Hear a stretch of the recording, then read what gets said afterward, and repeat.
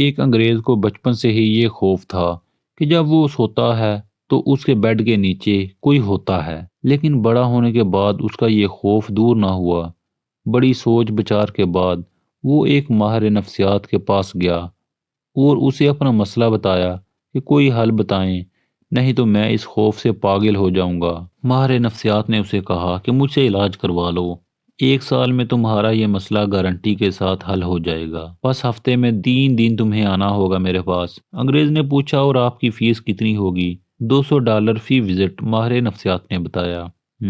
چلے میں سوچ کر بتاتا ہوں، انگریز بولا۔ پھر کوئی 1 سال بعد اس گورے اور ماہر نفسیات کی کسی فنکشن پر ملاقات ہوئی تو ماہر نفسیات نے پوچھا کہ تم نہیں آئے میرے پاس؟ گورے نے جواب دیا کہ میرا وہ مسئلہ میرے ایک پاکستانی دوست نے ایک بریانی کی پلیٹ اور ایک بوتل پر دور کروا دیا، اور آپ کی فیس کے پیسے بچا کر میں نے گاڑی بھی خرید لی ہے۔ ماہر نفسیات نے بڑی حیرانی سے پوچھا، بھئی اس نے ایسا کیا علاج بتایا؟ مجھے بھی بتاؤ پلیز۔